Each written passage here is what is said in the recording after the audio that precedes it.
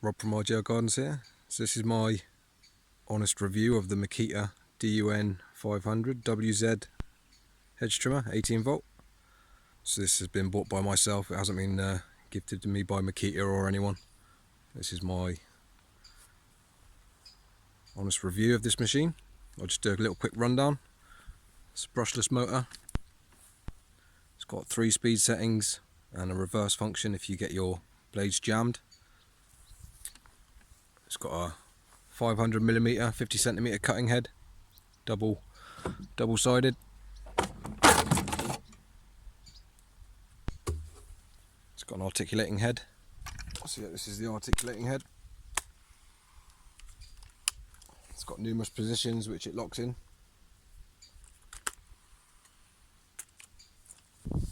So very simple to operate. Obviously put your battery in. I used the 5 amp. I've got a 4 amp at the moment because I didn't have any others that were fully charged, but normally I use a 5 amp hour batteries. And yeah, so you just turn it on, just one press of the button, and you use that to cycle through what speed you want. Speed 1 is 2000 strokes per minute, speed 2 is 3600 strokes per minute, and speed 3 is 4400, I think. Don't quote me on it, but I think that's pretty much what the speeds are. So price wise, this goes for around $275, I think, bare unit without any batteries or charger. I got this one for around 200. I got in the sale, so yeah, not a bad price. Ideally, if you've got the batteries and the charger and stuff, then yeah, this is a good choice to sort of go for as a starting battery hedge trimmer. So I'll just talk about what I like about it to start with. So this is a nice lightweight machine. It's nicely balanced. It's not too heavy. It's got a nice rubberized grip on it. Feels comfortable in the hand. Trigger feels nice. Got a harness if you want to use a harness, but I haven't bothered. But yeah, it feels nice to use. Easy to use. Obviously quiet, but you're going to get all the benefits from battery machine. So yeah, very little vibration. I don't know the exact figures, but it's pretty good on vibration. You don't notice too much. Battery protector bit there at the bottom, which is handy. And yeah, I find it works well, cuts well. Blades do a good enough job. I'll get onto that in a minute. But yeah, they seem to cut fairly well from new. Right, so another positive which I like is the blade speed on this. So this is speed 3 and it's 4400, which is very nice when you're doing finer stuff. Having that extra speed is brilliant. A lot of the more well-known brands, the bigger brands of battery stuff, their speed's very low. I'm not sure why they haven't stepped up the mark to get something quick. Don't get me wrong, you can use slower stuff, but I find the finish you get on 4400 strokes is a lot nicer than say 3000. So that's one plus for this hedge trimmer. It's got a very fast stroke rate, which means that's basically how fast your blades move. So this is speed 1, 2000. Speed 2, 3600.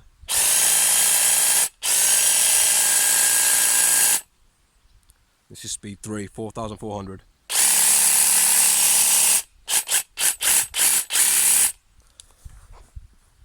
So yeah, very nice having that bit of speed. Oh, and another positive is got a nice, comes with a nice scabbard. It's full cover scabbard, which is good. So yeah, let's talk negatives now. Most people like hearing the negative side of things, so this is my take on it.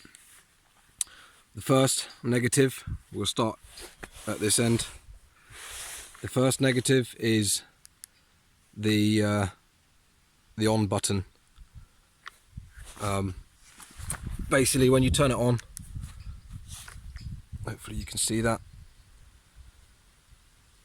It goes off far too quickly if you don't press any triggers. If you hold that down, so if you turn it on and you hold your top one, it will stay functioning. But as soon as you let that go, it's about 1 second, 2 seconds, and the whole thing goes off. So then you have to turn it on again to be able to get it working. So when you're doing hedge trimming, you know, occasionally you stop. So then every time you have to keep turning this bloody switch back on. I mean, you could tape down this or zip tie it, but I have never got around to doing that. Don't get me wrong, you get used to it after a while, but that is a really bad design decision. That needs to be increased a hell of a lot more. You know, 5 seconds. So yeah, this machine is not really a beginner homeowner version, so I don't know why they're so safety cautious with that little on-off switch. For me, that is a big annoying thing. I'm not sure who tested that, but yeah, thanks for that. So the next talking point is the gearbox design itself and the blades and the articulating head. So yeah, basically this articulating head, you pull this down and it releases a pin, and you've got holes there, and then it locates into the holes. Try and get that in shot. Sprung loaded. The issue here is this pin in this head wears out, or something wears out in here, and what you'll find is when you're trimming with it horizontally, after a while the head will just start dropping on its own weight. So if you get one of these new, tighten up this head bolt here. Don't go too tight because you could end up stripping this whole screw out as well. So yeah, I would tighten that up a little bit just to make it so it's not so floppy when you're moving it, and that should hopefully make this system in here last a bit longer. So yeah, this articulating head here is a bit of an issue. I think as long as you're sort of fairly careful with it, and like I say, do that nut up a bit tighter as soon as you get it, so it's a bit stiffer to turn, and it should hopefully last a bit longer. Gearbox itself, not bad. I say got a nice aluminium cover there, which is good, better than some of the plastic ones. Very tiny grease port, which is a bit annoying, but again, most of the time I end up just taking the whole casing off to re-grease it anyway, so that's not really an issue for me. But yeah, and in there, standard sort of gears and stuff. The blades itself, and this is probably another letdown on this machine. Not very good quality blades, unfortunately, in my opinion anyway. They don't hold an edge that well. So this is actually my newest version of this. I've actually got 2 now, and this has done very little work. But as you can see, this edge is already starting to roll over, which is not good really. Like I say, hasn't done a lot of work, and not done heavy stuff either. But the edges don't last that long, and you haven't got much meat to play with here. So after 5 or 6 sharpenings, you're probably going to have to get a new set of blades or get a whole new machine, because yeah, there'll be nothing left. But yeah, that's probably one of the biggest letdowns for me, the blades. If they'd have made them a bit more heavy duty, it would have been a lot nicer. And like I say, the way the blades are designed is it's like a clamshell. I've done a few videos on this. They're not flat blades, they're not like both flat, they're both you know, concave, so obviously it's less friction. See the play in the blades there. It's only really the sort of the tips that are in contact, And what happens is, as soon as these get a bit blunt, you start getting a bit of sap build up or whatever on the blades. The cut quality deteriorates rather quickly. So yeah, you have to keep on top of it really, keep them sharp, dress them up every now and then, and try and keep them as clean as possible, and they'll cut a lot better. But like I say, they're not a bad set of blades, but you know, ideally would have been nice if they had a bit more of a heavy duty style blade. So what are my overall thoughts? Yeah, nice bit of kit. Like I say, it makes hedge trimming a lot nicer. It's nice and lightweight, quiet. You know, nice to use. Nice rubber handle, nice to hold. Feels fairly balanced. So yeah, let down by the articulating head blades and that stupid auto off function. So yeah, would I buy another one of these again? Well, I would, and I have. So this is my second unit now. My first unit went in. I sent my first unit back into Makita for this articulating head problem, and I'll be completely honest, it came back the first time and it was not fixed.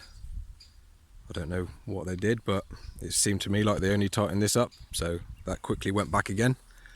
And yeah, the second time it came back, it feels a lot better. It did it a little bit, but yeah, I made sure that articulating head there, that little bolt, was done up tightish. I say don't over tighten it. But yeah, so yeah, this is my second one I've purchased. Again, I buy my stuff in the sales, so again, this was around 200 quid, so quite a bit cheaper. And like I say, I've got all the battery kit for Makita, so this is a no-brainer for me. And yeah, so far really enjoying it. It's nice to use. If you've got Makita stuff, then I'd recommend it. Just, you need to remember it's not a pro unit. You can't go chucking it in the back of the van or whatever. You need to be gentle with it. But yeah, other than that, it works well. So yeah, provides a nice finish.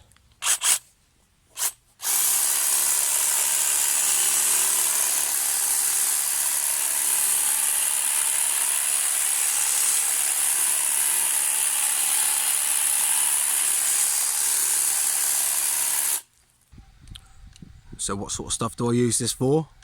Quite a bit actually. It does most of my sort of light trimming works now. I don't like putting it through any heavy duty stuff. Not that it hasn't got the power, because to be fair, it's got quite a bit of power. But it's just the blades. You try and cut anything really thick with it, and you know, you're gonna smash your blades up basically. You know, I don't mean destroy your blades, but you're gonna round your teeth off.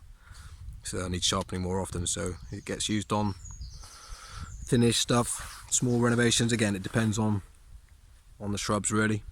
Like I say, I've done quite a few videos with this. I've done a reduction on a privet hedge just using this, and it coped with it fine. But again, yeah, I wouldn't be going through too thick of stuff. You're probably little finger maximum really you want to be putting this through, depending on how big your fingers are obviously, but no more than 15mm maybe, branch size. Yeah, like I say, the motor can probably handle it, but I don't think the blades can. And people will ask how long it lasts, the battery. Honest answer, I don't know, because I always sort of forget to think about it or check it, but I think roughly a 5Ah battery, you're probably looking at 2 hours maybe. It depends what you're cutting, how thick it is, what blade speed. I mean, normally my blade speed is on number 3 anyway. I rarely use the other 2.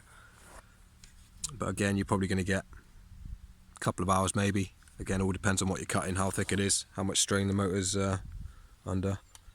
So yeah, overall out of 10, I would probably give this a 6 out of